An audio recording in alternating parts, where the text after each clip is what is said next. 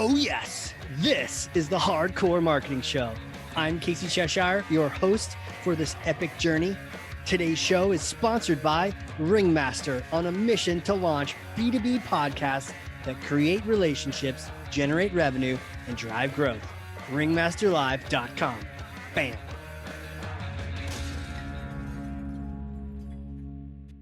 There it is. Oh man, another episode. I am full of excitement. I can't wait to get started. I can't wait to introduce you all to today's guest. She is a marketer and a magnetic leader, data-minded strategist. No, not just pulling strategy out of the sky like a cloud. We're thinking about the data, making sure it makes sense. It proves itself with the right results. Over 10 years of experience across multiple different marketing fields and areas, marketing automation, demand gen, digital marketing, content marketing, you name it, she's done it. Head of demand gen and growth at Aprimo, Dina Otero, welcome to the show. Thanks, Casey. Excited to be here. Yeah, there's so much to talk about here today. I know you have been just gathering up those leads and just making things happen wherever you go. And so I'm just going to stop talking, but I'm going to pass you something real quick. And it's heavy, but I know you got this. Okay. So here we go. You want to grab that? Yes. All right. You got it? Yes. All right. Thor's hammer. All right. So take Thor's hammer, smash for me some kind of myth, bogus strategy, misconception. Just set the record straight once and for all. Oh my gosh. All right. So many myths to bust. I've actually got 3 in 1 for you, Casey, today. 3 in 1. Oh boy. So first one, marketing is not an arts and crafts department. I mean, and I think it falls into the bigger problem as to that's the misconception, which is why a lot of people believe that marketing doesn't deserve a spot at the table. Myth number 2. And that's because they really only think that we're serving sales, when in reality, it's a company initiative. It affects customer experience, customer HR, as well as sales, and of course, building the brand and awareness and the culture of that organization. So I think the problem is it's unless you work in marketing, is people don't understand really what it is. They see just kind of like what's happening, but not the day-to-day. They're not living and breathing in it every day. Yeah, they see what's happening. Like they see like even just the surface level. By the way, this may be our very first ever 3-time myth smash start to the show. You came out here swinging. Thor's hammer's like, I'm sore, put me down. You said not arts and crafts and doesn't deserve a spot at the table and should only serve sales. Man, people have these misconceptions. Yeah. And it's interesting because I think a lot of it comes from lack of knowledge. So education and communication are so key when it comes to just understanding people. And this is beyond like just a work environment. I think that's life in general. You don't know what you don't know. And so when it comes to marketing, it's kind of interesting how when you're speaking to somebody who's trying to say, let's use HR. It's a great example because that's not one that people usually think about with marketing and HR. But when you think about, the onboarding process of a new employee, what does that look like? Sure, they're learning about your benefits that the company is going to offer you. You're going to talk about your PTO time and things like that. But what about beyond that? Like they need to understand the product. They need to understand how to speak about the company. And they need to know who your internal resources are when things come up. And so beyond that, there's a whole employee brand that needs to exist. And that really comes from marketing to build and help, and HR to execute. And so that's just one example. Obviously, beyond HR, there's sales, which we'll talk a lot about later on, but of course, customer success. No company is going to be successful if they're not retaining customers. I mean, everyone knows that the cost of acquiring a customer is significantly more than retaining. And if your customers are leaving because they're not getting the information that they need, their product's not working for them, they don't have information to how the product works. This all comes from that relationship between customer experience and marketing. Right. Interesting. A lot of the case here, it's just you don't have the info. And you've said, I love you brought up that mysterious quote of you don't know what you don't know. And I think there's another don't know in there. Does the person know that they don't know? Because I think that's what gets us in trouble. Is that there are many things we don't know, but are you aware of that? And when you're not, you just blindly walk forward. Like the onboarding, if you only cover the basics and the onboarding, man, tip of the iceberg. You left off, I don't know, everything else.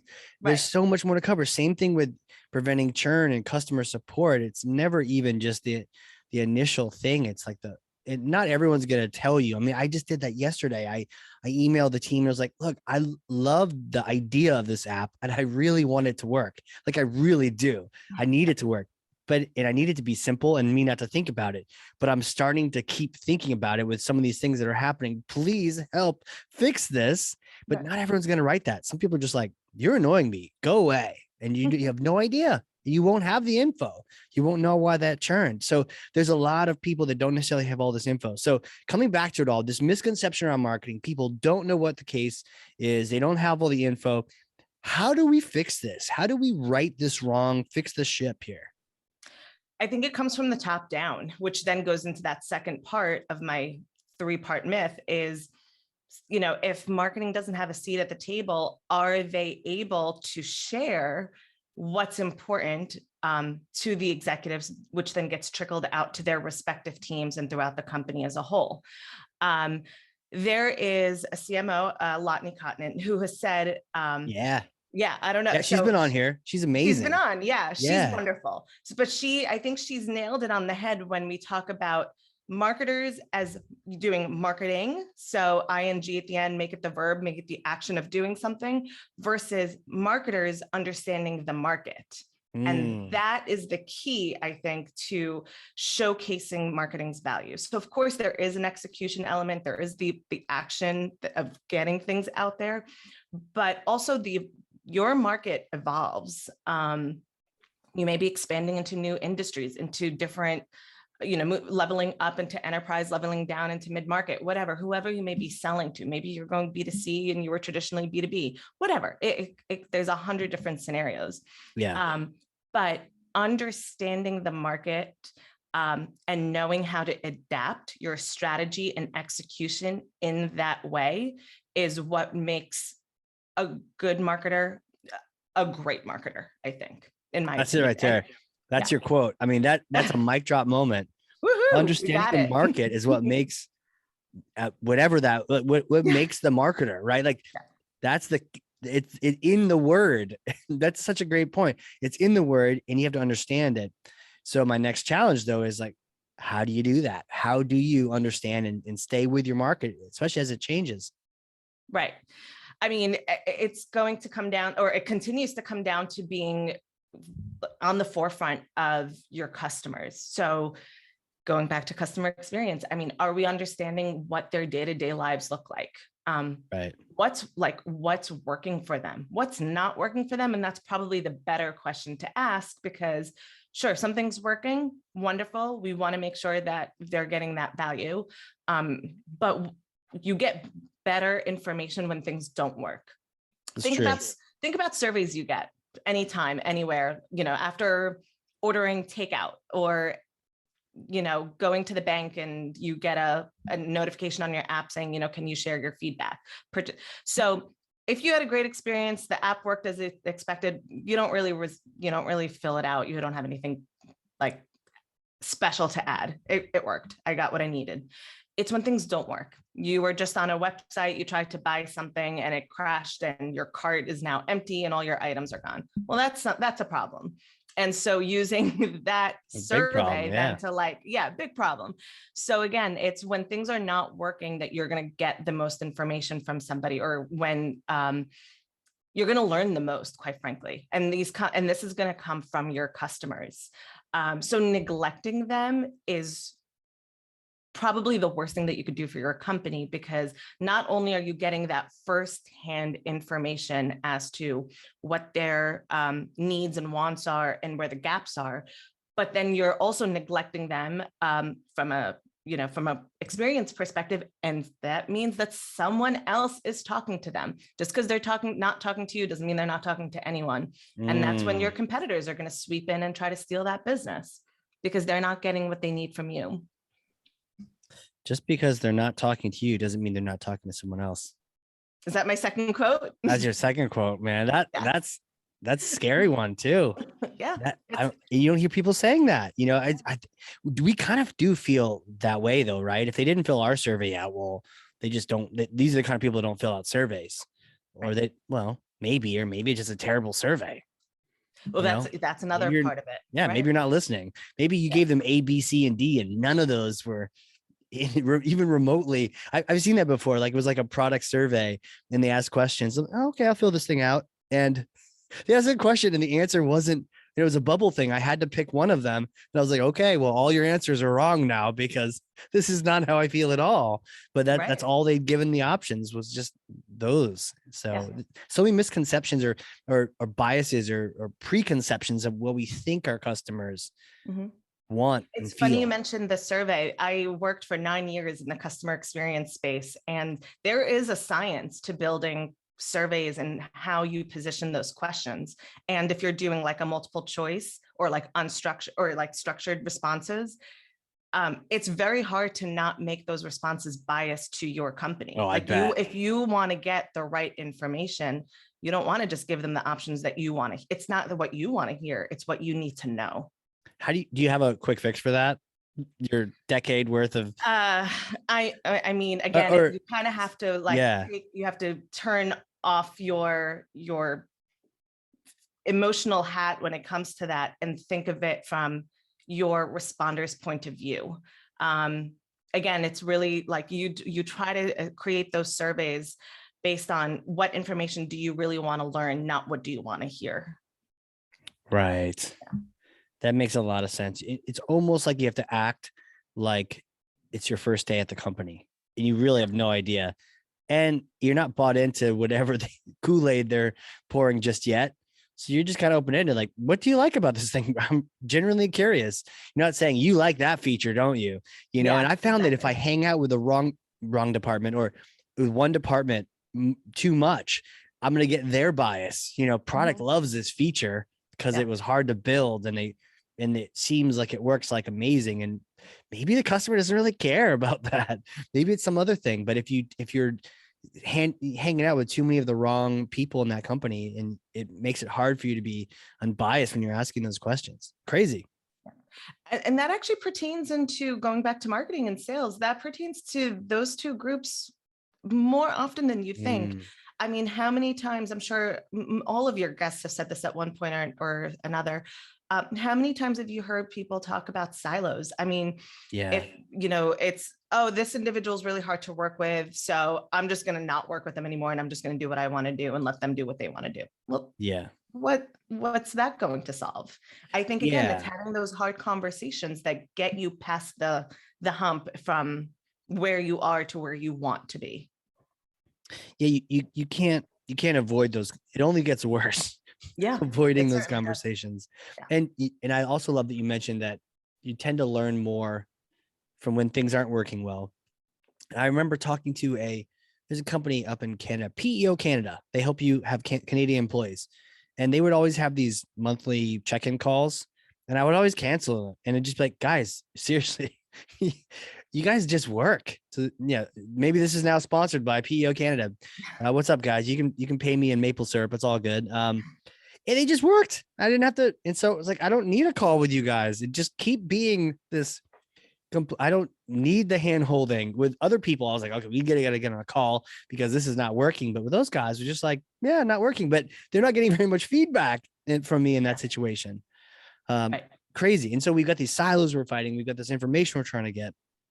And what does it all boil down to? Where do you focus your laser beam of attention? I mean, obviously right now it's demand and ABM. Yeah. So pipeline and awareness are our key areas at Aprimo. We're tackling the DAM space, digital asset management, which is a really incredible space to be at the moment. You get to call it the DAM space.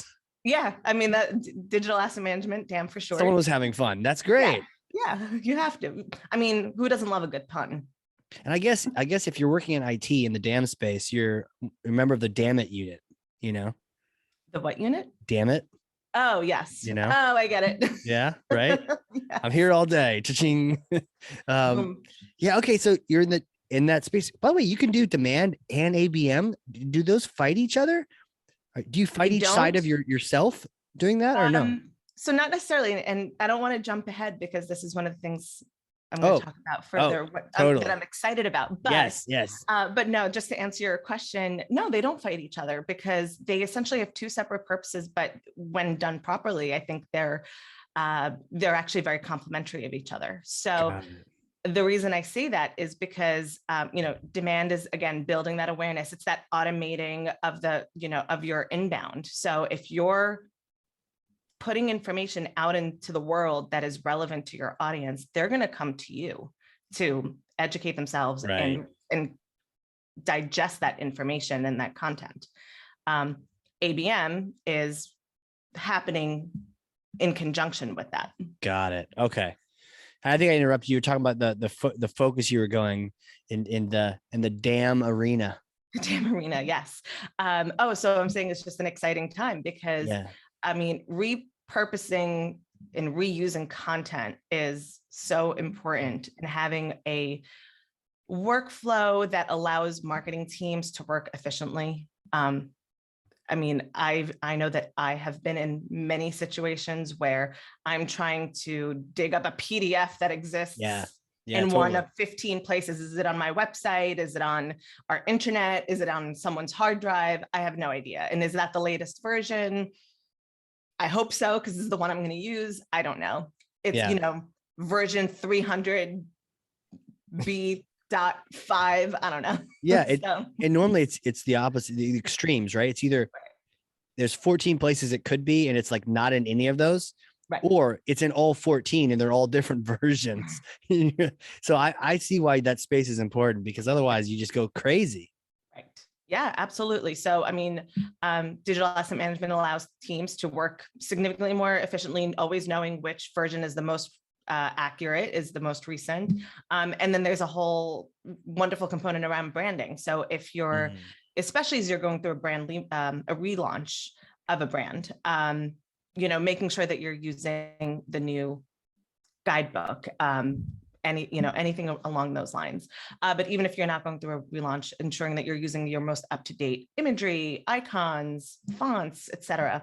And having a damn solution just allows you to do that in a very, very seamless way. God, coolest, having a damn solution. Just you know what? Let's make that. We need to somehow work that into the title, of the episode. It's a damn great episode for sure. Crazy. So there's all these things that are going around. Do you see events playing a role again? And are there any events you're excited for, or are we still virtual these days? Like, I'm confused. Yeah. I think for next year, 2022, I wouldn't be surprised to see more in person, but I do imagine that a hybrid model is still going to happen. Me personally, I'm excited about some in-person events. And I know things change very constantly just because, I mean, I think if you asked me 2 weeks ago, I would have been like 100% we're going back in person. But then unfortunately with this new variant, things change. So never say 100% to anything, because it changes at a moment's notice. I know it, but you have to imagine that they'll keep being variants. It's not like it's going to stop. So then what do you plan for? And it kind of makes it risky. I was talking to a friend who's in event planning, and he's trying to make events, and it changes all the time, where he may need to cancel on these restaurants or meeting spaces or convention halls. And so he's not really sure what's going on. So he's sort of planning more hybrid events. But which in-person events are you looking forward to? Because I'm dying to get into some of those. And I've been kind of stuck in this Salesforce ecosystem for a while, and I'm trying to branch out and try out some new events. Yeah. So Marketing Prof's B2b Summit is one that I'm really excited about. Actually, it's early. No, it's in the spring. Actually, I was going to say it might be in Q1, but no, it's in the winter spring. In Vegas or something. No, where is it this time?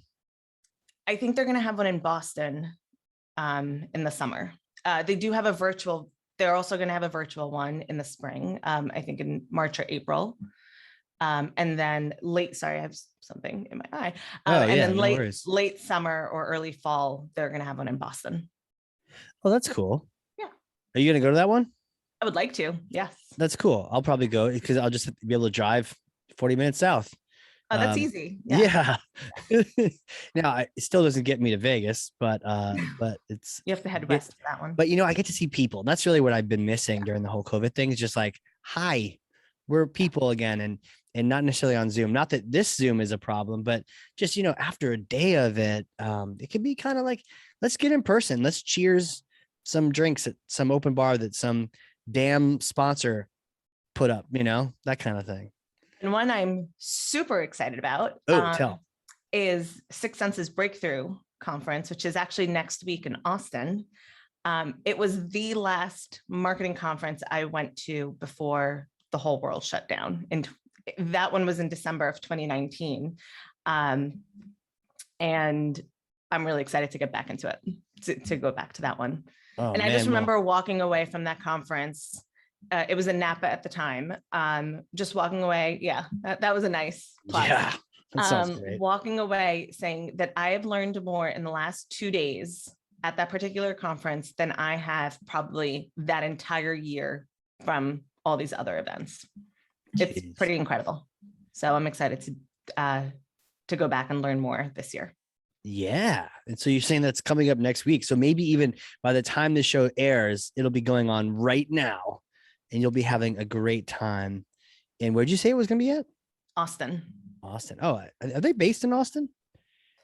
No, I think technically they're based out of San Francisco. Oh, okay. Yeah. Okay. But out of Austin, that might be one to put on the list for 2022 then. Absolutely. Sounds like definitely put that one on the list. Okay. Yeah. I've been really impressed with Six Sense. I mean, obviously I've chatted with Latney and a few other people actually from the team.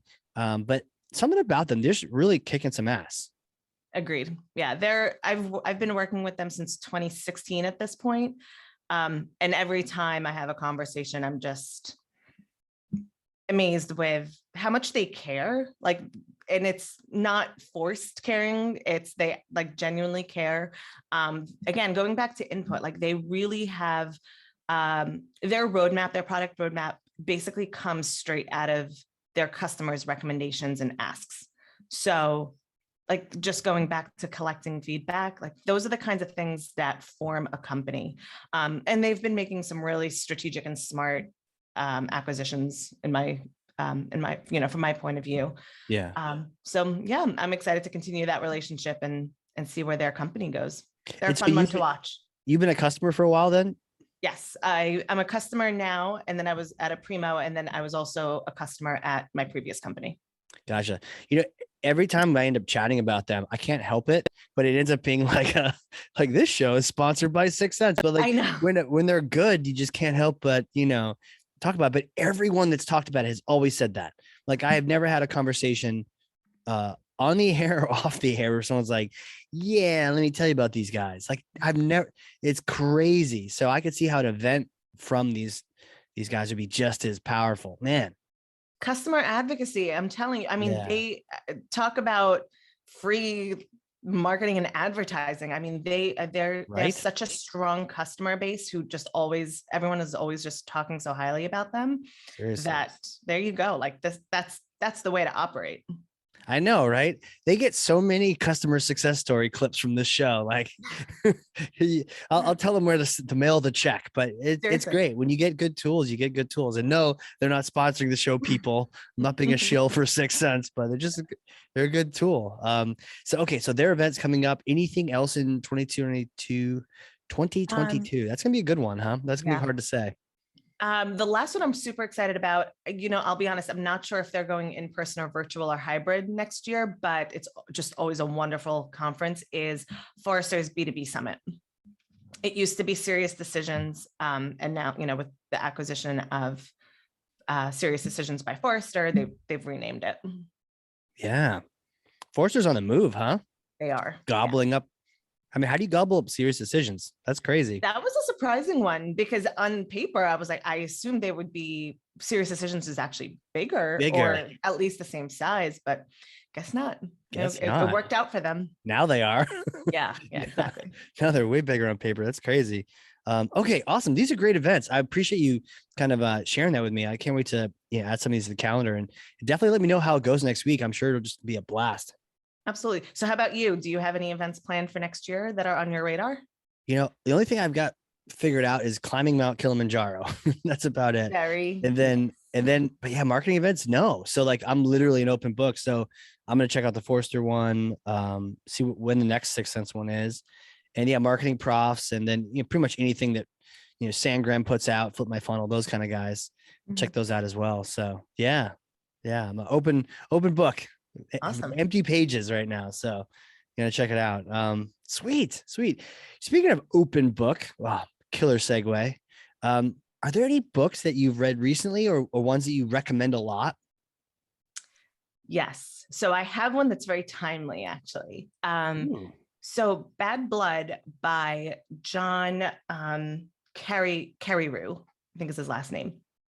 He's the Wall Street Journal journalist who essentially found out and investigated this whole Theranos situation and then wrote the book. Yeah. And it's kind of incredible because now, so for anyone who's not familiar with Theranos, they are was a startup out of Silicon Valley founded by Elizabeth Holmes.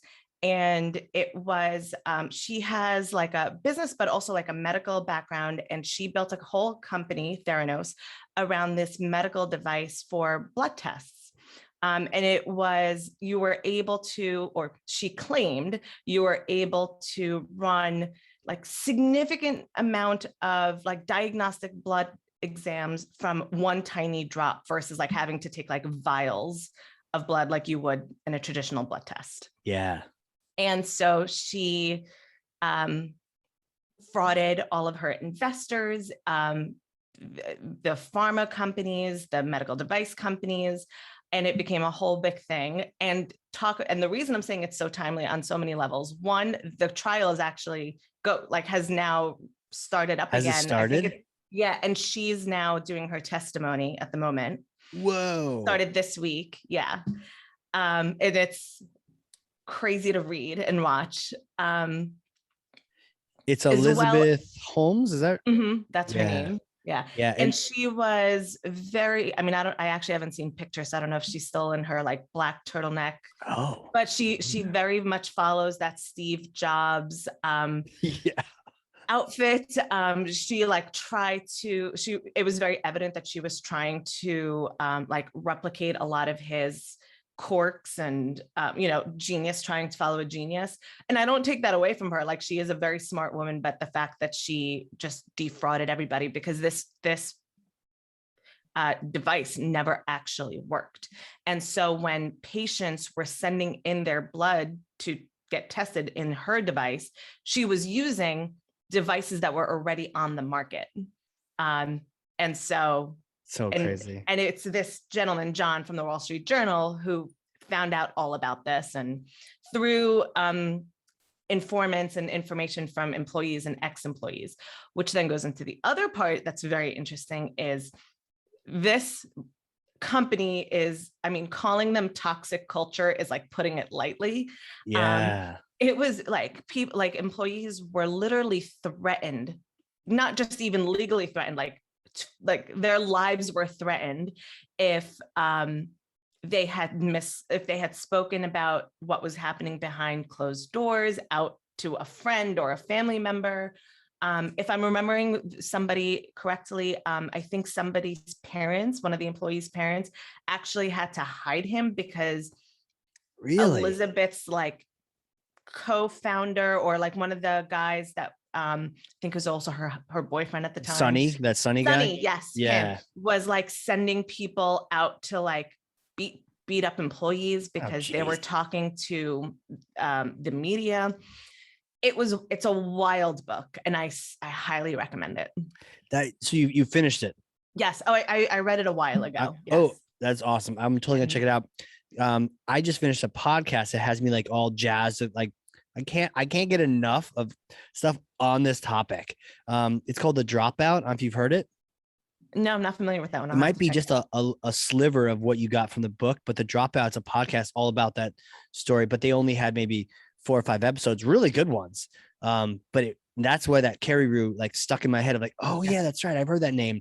But man, to hear his whole book, yeah, because they threatened him, right? They're like, oh, don't Oh yeah. publish, or we're Yeah. gonna sue the pants off of you in the Wall Street Journal. Yeah. And he's like, what's funny is after he got that threatening meeting with these like high-priced attorneys, super, super scary attorneys, he was like, oh, I must be onto something. That was his Exactly. reaction. Yeah. And I think he got like a cease and desist like letter at the Wall Street Journal. And he literally took it into his editor's office and he's like, I'm not going to stop this. And I think it was his editor who's like, no, you definitely need to dig further. Yeah, keep going. And it's a good thing they did. Yeah. Oh my gosh, yeah. Yeah. But it's so crazy because I remember originally seeing her and that look was just, it was like stunning, but at the same time weird. And you're right, the Steve Jobs with the black turtleneck. Mhm. And apparently she would talk in this deep voice too. Yes. Yes. I don't know why, but did. But she got so many famous people, heads of state and all these people to like donate millions and billions of dollars. And she was a Stanford dropout who had like a half a semester of biology classes and somehow gonna figure something out that nobody else had figured out. It's so wild. Yeah. I mean, she was clearly very charismatic. So she was able to have the right conversations with the right people. And I know as a starting point, like her initial investor came from a family friend. So like, I think her dad or mom had a dinner party with some high-end people. And Gotcha. she talked about this and they were like, oh yeah, we'll back you. And that's kind of what got the ball rolling for her. Yeah. Like a Domino's or something. You had one notable person say yes, and you got more and more and more and more, but they had like Henry Kissinger or someone, they had all these like famous people but apparently not a single person on the board knew anything about medical labs or testing or anything biology related. So they're all like, oh, this is going to change the world. She's so nice. She wouldn't possibly lie to me. Right. And exactly. Yeah, I guess she probably did. Oh yeah. Oh, maybe we'll get a cease and desist, but they're not a company anymore. So we're okay. Yeah. Oh man. So I'm curious though. I love the idea of talking about this topic. But as you really think about it, are there any takeaways from that? Like, are there any lessons you can learn from that whole experience?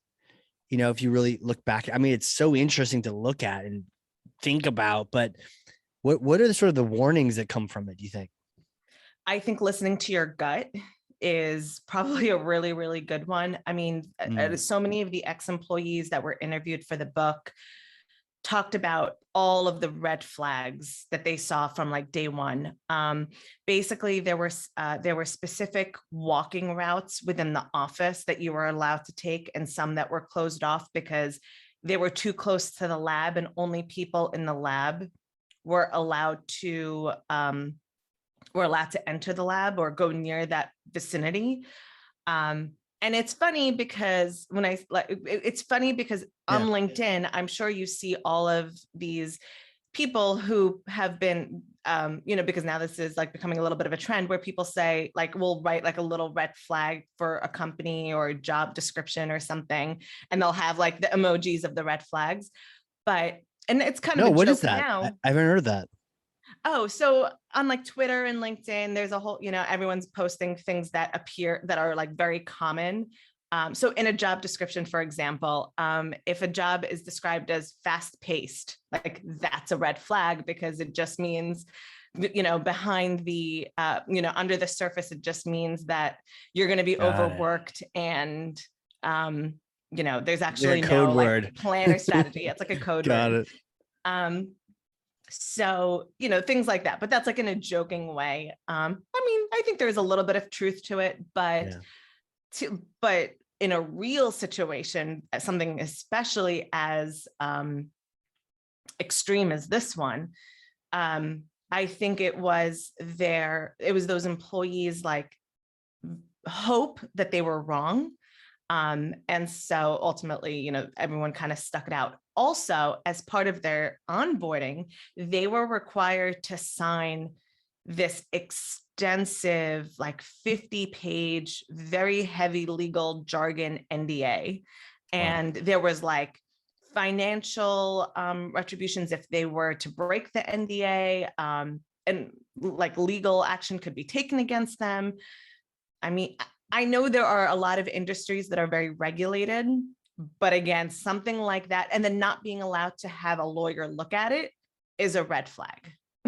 Really? Yeah. Lawyers were not allowed to look at it. Like you couldn't take it to like your personal lawyer or something. Oh, right. That's 100%. Yeah. I think probably the problem here was there was maybe not even red flags. They were like orange and like pastel yellow orange. Yeah. Like that seems weird, but you know, like that agreement, man, that seems longer than the CIA. Like why? Right. But then no, you can't let anyone, even like an employment agreement, you could always say like, hey, go bring this to someone if you want, or read it thoroughly, read it carefully. I need to have someone look at this. Okay. Yeah. I mean, that's fair. No, no, you can't have anyone look at it. What is that? It's like all the worst culty things that you could possibly imagine put in this one company. It's terrible and exciting at the same time. Absolutely. I mean, this is why I said calling it toxic is just, that's the nice way to define it. Yeah. And it also shows that anyone's susceptible to this because she recruited like top Apple people who designed the iPhone to come design her box of blood. and they were like, this is weird, but I mean, so it's like anyone could sort of fall for that trap. You're like, oh, we're going to change the world. So I guess we're going to sign some weird paperwork, but maybe not. Maybe those flags add up after a while. They do. And I mean, putting it into a situation that's a little bit more likely, like even if you're, especially now, the Great Resignation, a lot of people are leaving their current roles, going to new companies. I mean, if you're getting an offer letter, for example, and someone is saying like, you have to sign it like right now, like you can't even, take a night or a couple of days to just think about it. That's a red flag. Like that's problematic. You need to be comfortable with your decisions when it comes to your career, quite frankly, because it not only affects your career personally, it affects your livelihood, and you need to know what you're getting into and comfortable with that decision. 100%. If it sounds like they're trying to sell you a set of knives or something, then it's also the expiration date on it. Okay, this job interview or this job offer will expire at midnight on the 3rd. Now you should understand that if you delay on this thing and don't sign it, after a while, they're going to be like, move on. We're not feeling this vibe of you not caring. But at the same time, you can't, strong arm someone into rushing through it. It's important. They got to read it all. Absolutely. Crazy. Yeah. It's certainly not going to self-destruct at a certain point. Right. It's like special PDF ink that like just erases off the page at midnight because you didn't sign it. No, my opportunity. Right. Man, it's crazy. Well, so much fun stuff. And this is the present and the now. I'd love to talk about the future real quick. Are there things coming around the corner that you're excited about? Some stuff you can see that maybe we can't yet see, but that you're really excited to maybe implement or try? Absolutely. So I would say, because you were asking me earlier about ABM versus demand gen. So I'm actually really excited about the evolution of ABM into ABX, so account-based experiences. We've talked so much about customers on this episode, but I'm going to go back to this a little bit more. But really going through this whole account-based experience, taking that customer-centric approach with your go-to market. And for that evolution, it's still account-based, but the difference is using all of the information that you have from your prospects, from your customers, from industry experts, and feeding them and feeding information to people in those areas across the different, like their journey. So what that means is everyone digests information differently on different channels in different ways. Some people like to read, some people like to watch videos.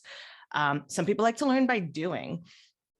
And there's so many other ways. And so listening to podcasts, exactly.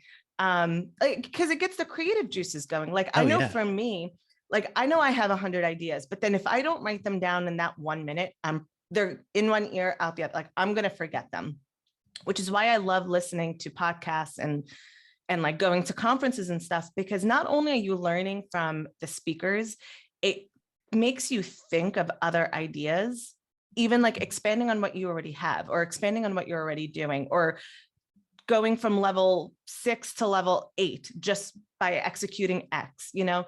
And so just taking that and doing it, quite frankly. So providing your prospects and customers that level of an experience across different areas.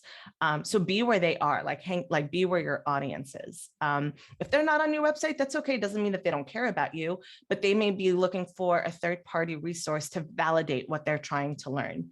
And so making sure that you're giving them that information through that third-party resource, for example. Yeah, be where they are. And my thought also was like, and be talking to who they trust. You know, Exactly. It's so many people. Oh, it's the website. Is it the website? Yeah. A lot of times people trying to sell you a website app are going to tell you it's the website, and don't neglect it, but that's not necessarily where they're at until it's the final part or a certain part of the journey. That journey has many thousands of places to touch, and you're probably a little bit of it. So be out there. I love that idea. And I think you're right about the idea of the podcast and conferences. Sometimes just being in the room or having, you know, certainly like this podcast in your ear, you're listening to us, we're riffing on bad blood and cool things, but also some marketing and some tidbits, but maybe something completely that we're not even talking about comes to mind. But it's almost like you're in the room, you know, you're in like a mini conference, the hardcore marketing conference, and you just heard this thing, and it almost like being in the shower, you know, where it's just like, exactly. Yeah. You're kind of just zoning out a little bit, listen to a cool conversation, and then that thing hits, and then you can take your marketing to the next level. Yeah. Someone needs to invent like a shower whiteboard. I'm sure they exist, but I'm wondering if they exist now that I think about it. I might have to Google that after this. I think we're totally going to Google that afterwards. Just put it in your shower when you get, you know, when that to-do list starts running through your head, or when those great ideas start coming through, start writing them down. I actually am embarrassed to admit that I'm pretty sure I've started many conversations with colleagues with. So I had this idea in the shower. You know, what do you think? Yeah, you're like, should I tell you? Yeah, I'll just tell you. Yeah, I think it's because you're not thinking on the actual issue. You're just sort of like letting your mind just process what it needs to, and it knows better. And by the way, why wait? I Googled it, and yeah, Amazon's like, yeah, we've got shower thought boards, $24.99 on Prime. There it is. There it is. That's going to get added to my cart in about 10 minutes. I think the pen is important too, because you want it to not wash off, but somehow be able to erase it. So that's the magic, I think, of the whole situation. Can you imagine if that pen just worked on your shower wall too, and you went crazy like an inventor, and you were just drawing all these schematics, and everyone that looked in your shower was like, what is going on in here? You're like, creativity, man. This is what I do. Come on. Yeah. I'm just thinking the next person goes in to take a shower, and it's like A Beautiful Mind. Have you ever seen that movie where it's like, exactly, like the serial killer strings that are connecting? You have yarn in the shower dripping, and it's this over here to that over there. That's when they call someone for you, and they're like, oh, absolutely, you need some help. But tell me about this ABX thing, because I think we were on the right track with the ABM, but sometimes in my thoughts, the ABM was like, oh, we have a cool idea of ABM, but in the end, we're just going to cold call these people. We're going to do accounts, but then we're just going to cold call them. Like it was almost like a shell game where we were thinking the right direction, but when it came down to the application of it, we didn't really have an application. We just, okay, we'll have sales call these people. It seemed flat to me. Wasn't that full experience? Yeah. So when it comes to maybe the shortfall of ABM is because it became so common and such a hot buzzword, it was like, we have to do it. But if you are just like anything, if you're jumping into it without really understanding the like what it really is, and understanding the like traits that go into it, it just becomes a shell of something. So to your example of cold calling, I mean, it ultimately, if you're just cold calling into an account because now that's what you think ABM is, that's not ABM. That's you're picking an account and you're cold calling. So Yeah, so it's just then the evolution of a key target account, basically, is what that is. Yeah. But no, with ABX, it's really taking a different approach with each account based on how involved and strategic that account is for you. And so what I mean by that is, how much information do we have on them? So like a current customer expansion opportunity versus a prospect account would be two different levels, because you obviously have a relationship with that customer, or I would hope you do.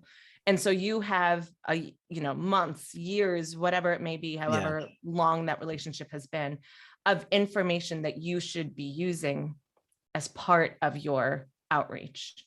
And so that would be very different than an account that you're just starting out with, just trying to contact or connect with for the first time, where you're going into it with information that you're finding out, whether it's on LinkedIn, their website,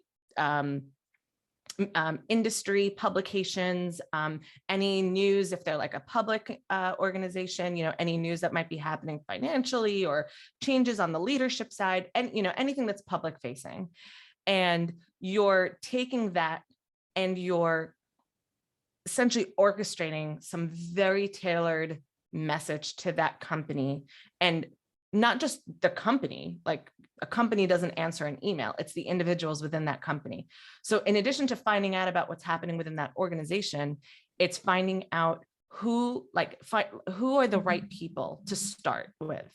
And then as that engagement in that campaign expands, identifying the buying committee. So it's no longer just one person buying something anymore, or like buying a platform, or bringing in a new vendor. It's buying by committee. And so you have the person who's actually signing the contract. You have the power users and the the power users, but you also have the decision makers. And then you have the influencers.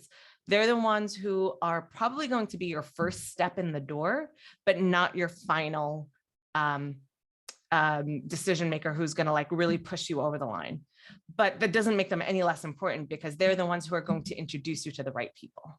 Right. And that is why that account-based experience is important, because those influencers, so I'll scale it, I'll bring it back to my company as an example. So with the Primo, we're selling to most of the time we sell to marketers as well as creative teams. And so with a marketer, there's of course the C-level, the CMOs and the VPs, but it's going to be extremely difficult to get them engaging with you right off the bat. You may want the marketing operations manager first, and they're the ones who are really feeling the pain of what they're dealing with on a day-to-day basis. And you need to harness that pain and provide them with a solution that will fix their lives, essentially. And that's how you get your foot in the door. And then you have the initial conversation with them, and then they'll bring in the people that will move it forward. Man, I don't think I've ever heard it expressed that well. So to clarify, are you speaking next week at that conference, or are you attending? I'm not. I'm attending. Okay. But yeah, maybe next year, Latney. She's right give here. Her a call. Yeah. You should give Dina a call. But yeah, no, that's what it's needed. It's needed, that shift to that full experience, but man, that tailored. It's not an instant implementation, right? This is on your title. It's something that you do over time, and you build up muscles for it. You build up the machines and the automations, you build up the targeting, but it's not it gets added in a day, right? Yeah. And if you're saying the same thing to everybody, consider it a failure. That's not going to work at all. Right. Because everyone has different priorities and different pain points and different challenges. And you need to make sure you're providing solutions to each of those respective individuals. Yeah. I think the only people still, if you're still doing the same message to everyone, you're in the same bucket as this guy in in Nigeria who came across some money from an African prince who is emailing you and your parents probably about giving him a bank account information, right? Like spammers are the ones doing this, but even they're getting smarter. So we can't just send everyone the same message because we know it doesn't resonate. It doesn't resonate with us. It's like getting the same LinkedIn message. You don't want to see that stuff. It doesn't work. So love this. My next question is, who are you, Dina? How do you know these things? Can you take me back in time to like little Dina days? Little And Dina, did you sure. always know you're going to be a marketing leader? Just all about ABMX or ABX? Like, take me back in time, little you. Sure. So it's funny. I always knew I wanted to go into business. Like, let me rephrase that. I knew I wanted to study business in college. I just didn't know what exactly. So I actually remember playing bank like with my sister in my dad's office. Like, do you remember those old school like deposit slips that we had to use before everything was computerized? Like he would just have like a little stack of them like on his desk, and we'd pretend like they were checks and invoices and all this stuff, and we would like play bank and whatever. Yeah. And like I have that memory of like using that as like what I thought I wanted to do. So I was like, okay, I'm going to go into like finance or something. And then I was very lucky in high school. We actually had a business department within my high school. Really? Yeah.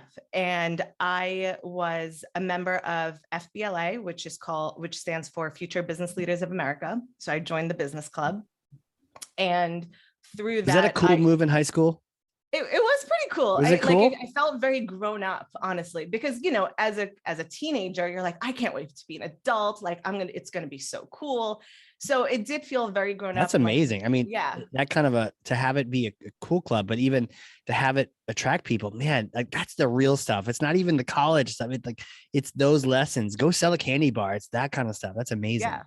And it was through that club that I actually met some of the other business teachers from my high school. And in my senior year of high school, I took a marketing class, and it was so fun. I loved it. And that's when I knew I was like, all right, I'm going to study marketing in college. Oh, that's awesome. That's so cool. Cause sometimes we were like, have no idea going into college, but you were like, nope, this is it. I mean, I could study this all the time. I mean, other than those silly core classes, I can just focus on this topic. Let me in. Oh man, what a cool, you kind of had your target. You had your account you were going to go after from a very early age. That's great. Yeah, but talk about myths to bust. That was such a disappointing thing. Like when I did start college that I realized, oh, I actually don't get to take any of my major classes until like second semester of your freshman year, because you have to take all those like silly Kind electives. of a bait and switch a little bit, isn't it? It really is a bait and switch. I hated them. Yeah. Yeah. And you still don't need to ever use Avogadro's number to convert, moles to atoms or whatever the hell it is. But hey, now we know. They should have sprinkled that in a little bit more. They could have done that, but I mean, kind of help you figure it out early on, especially if you had signed up for accounting instead of marketing, that it was time for you. How did you get your start? You get that brand new degree and then you're like, marketing, let's go. So again, when I graduated, I was like, well, I have to work for a really cool big company because, that's what they show you on TV. You have to work for like the fun fashion, companies or, the media agencies. So I applied to companies at like NBC and Showtime and HBO. And I'm pretty sure I also applied to like Ralph Lauren and L'Oreal and, all these really cool, and I was living in New York at the time. Yeah. So like on all Friends, really right? Cool like why not? And I was getting nothing because they're enormous. And it's basically you're right out of college with no experience except for like the internships that I did.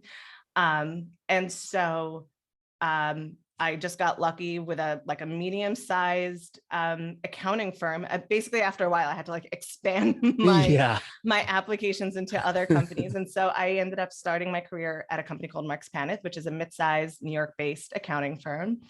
And I was like, this is not the industry that I really imagined myself working in. But I will say it's what started to teach me about B2B, which is extremely different than B2C. And so which is funny because when I did start applying for jobs, they were all like B2C companies. And so I, as much as I joke about not wanting to be in accounting, I actually thank them because it was my stepping stone into B2B marketing. Right. I did work for Starboard Hotels for a little bit after that, which was back to B2C. But again, that was a wake up call because they were such a big company that you do the same, like with big companies, nothing against them, but be prepared to do the same thing every day because everybody has their responsibilities. And that's not at that time. I mean, I was still only like a few years out of college. Like I didn't know that. And I was like, no, I want to try this and I want to do this and I want to be exposed to this. And they're like, no. Like we would have people who do this. And so I realized that that's not the kind of mindset that the big brand is not necessarily the opportunity. Right, exactly. And each person is different. So there's nothing against that. It's just, it didn't fall into my way of working because I felt like I got bored very quickly when I just was doing the same thing. You got stability, but you also don't get a chance to try much, at all. Yeah, exactly. So that basically got me like, again, it was another stepping stone in the career pond. So it helped me narrow down like where I wanted to be. And then I started after them. I went to a smaller media company, but ultimately it was what led me into SaaS. And man, do I love it. I love being in the SaaS space. Something about it. There's something magical about it. It's so hard at the beginning. I mean, it's hard all the time, but man, you don't have any customers. You got to find that product market fit, but it's magical because you can scale like crazy. And then that's where unicorns come from is if you catch a ride on a rocket, it can go places. And I think that's the scary and exciting part is that, well, at least for me, is that you can see your work not only help the company, but who knows, like if it catches on, it could catch on. And then you got a completely different life in the future. It's crazy.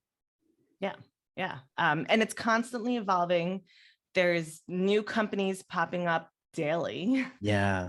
If not every like hour or minute at this point. I mean, so crazy. If you look at those, even if we just look at marketing tech, if we just look at those grids from like 10 years ago, or even 5 years ago to now, what was it? It was like 50,000 versus like almost like 300,000 now. I mean, it's just wild, but it's a really fun place to be. And I'm glad that I personally found it.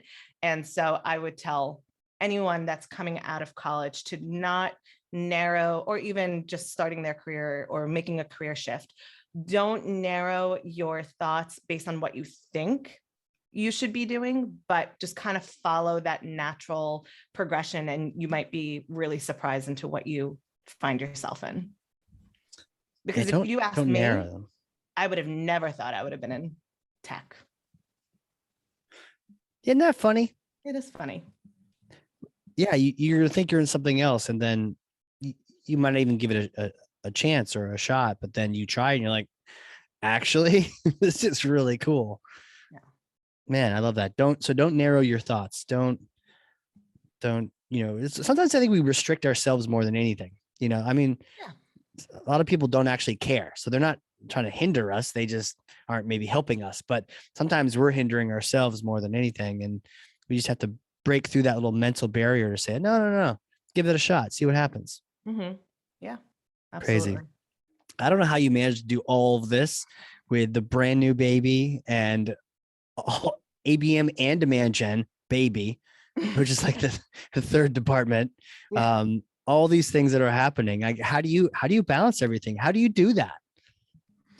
I mean, I'm really lucky to be working for a company who actually cares about your personal life and that balance. Awesome. So that makes things significantly easier. And I say easier because it's not easy, but it's easier. Yeah, but shout out to Primo because not every company does that for sure. Absolutely. They really do care about their employees. And so you're not getting these crazy meetings at random times of the day or the night, I should say, or phone calls from somebody being like, we need to meet right now. But but no, yeah. So my son is going to be 9 months in about 2 weeks. And he's a wonderful little guy. He's got a lot of personality for a little baby. Yeah, kids are amazing. So I've got two, and we were chatting about it earlier, and Yep. they just totally changed the game too. For me, I felt like it's one of those experiences hard to describe, but like having gone through 9 months of this experience, if you were to look back, if you were to tell yourself, some takeaways, before you have your son, what kind of things, you get all the advice from random strangers when you're gonna have a baby, but then you kind of learn a lot that first year. So I don't know if it's a blur for you, but do any kind of things stand out as like it was totally different than you thought it would be? So yes and no. So I'm going to mention two things. One is like baby specific, and another one is more like life. Yeah. I've become a significantly more patient person, I think. And I used to not be patient. And I'm not saying I'm incredibly patient, but I'm more patient than what I was. Right. Yeah. The asterisk is there. It's like, okay, anyone listening to this that we work together, I'm not saying I'm completely patient, but I'm more. Right. Exactly. Yeah. Considering I had zero patience before, it's an improvement. So what number is it now? I would go from zero, maybe I'm at like 4.5 out of 10. Out of 100, or no, I'd say like maybe out of 10. Out of 10. Okay. Yeah. So they definitely teach you patience. The other question was advice or like things that I've learned. Yeah. I think I was so terrified about the lack of sleep that it's kind of it's very difficult to define it, but your body just naturally progresses and like functions, and your mind just naturally functions when you're not sleeping because of a baby. I mean, it's totally different with other like insomnia or dealing with like other battles. Sure. But you kind of just adapt. And it's not that you're not sleeping entirely, it's just interrupted sleep. And I think that's where the misconception is. It's like people were like, you're going to be exhausted, you're not going to sleep for 18 years. And I'm like, luckily I'm going to knock on wood here. Like my son started sleeping through the night, like at 2.5 months old. So does he do it every single night? No, there are some nights it's interrupted, but you manage. And I think that part of it was, I thought it was like an all or nothing versus there's actually kind of a mix there. Yeah. I love that you highlight that. And I think that kind of ties into, the advice, I tend to give is just like, whatever the horror stories that, Aunt Zelda is telling you, you'll be fine. It's like, there's these weird sleepy things, but you got what it takes and you'll be fine. You'll get through it. And it actually is amazing. And you won't remember how you got through it. You're like, well, how did we do that? Yeah, you just did. You just made it happen. But an amazing example, amazing story too. So if people want to reach out to you and connect with you professionally, network with you or learn more about Aprimo, throw out some links, social platforms, all that jazz. Yes, you can certainly find me on LinkedIn. Okay. Do you want the actual like URL or just? Oh, just LinkedIn's fine, but yeah. Yeah, LinkedIn. I'm also on Twitter, and then you can also email me at dina.otero@aprimo.com. All right, throwing the email address out there. Yeah, I love it. why not? So I'm daring. happy to connect with people. So daring. I love that. But yeah, do email her, right? She puts her email address out there. Say hi, and share that you really appreciated her. Man, there's so much that we talked about together today. So it's really unbelievable. So thank you so much for just taking some time out of your day and just schooling me on all sorts of really cool topics. It was my pleasure. Thank you so much for having me. Absolutely. This was a lot of fun. Yeah, it wasn't it. And that's how it should be. We should be it's marketing strategy, fun, and just learning and sharing and that kind of thing. And so for those people listening, if you learned something, and I freaking know you did, because I literally have 2 pages of notes front and back over here. Right. And I always hold those up. If you're curious, you go to YouTube and see them, because I literally am taking notes and I've learned so much. And if you all did too, then share this episode with someone else. And that's how you're a thought leader.